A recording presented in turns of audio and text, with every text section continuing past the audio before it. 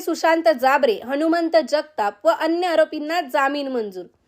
महाड निवडणूक राष्ट्रवादी शिवसेना हिंसाचारातील राष्ट्रवादी गटातील सुशांत जाबरे, हनुमंत जगताप, श्रीयश जगताप, धनंजय देशमुख, निलेश महाडिक, जगदीश पवार या पोलिसांना शरण आलेल्या सर्व आरोपींना सोमवार 26 जानेवारी 2026 रोजी माणगाव सत्र न्यायालयाने जामीन मंजूर केला आहे।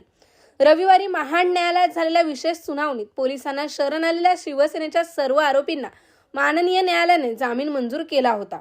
मात्र राष्ट्रवादीच्या आरोपींना एक दिवसीय न्यायालयीन कोठडीच्या निर्णयानंतर त्यांच्या जामिनावर प्रश्नचिन्ह निर्माण झाले होते। मात्र या सर्वांना देखील जामीन मंजूर झाल्याने गेल्या 1 महिन्याहून अधिक काळापासून या घटनेबाबत सुरू असलेल्या उलटसुलट चर्चांना कुठेतरी स्वल्पविराम मिळाला आहे। आता या परस्पर विरोधी गुन्ह्यातील मुख्य आरोपींसह अन्य आरोपींना जामीन मंजूर झाल्याने दोन्ही बाजूकडील राजकीय गटात उत्साहाचे वातावरण दिसून येत आहे।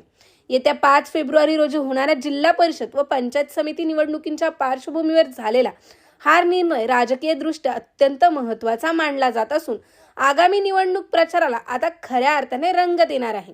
राष्ट्रवादीकडून या खटल्याची बाजू मांडणारे वकील ॲडव्होकेट संदीप सरकळे यांनी न्यायालयीन सुनावणीबाबत अधिकृतपणे माहिती दिली।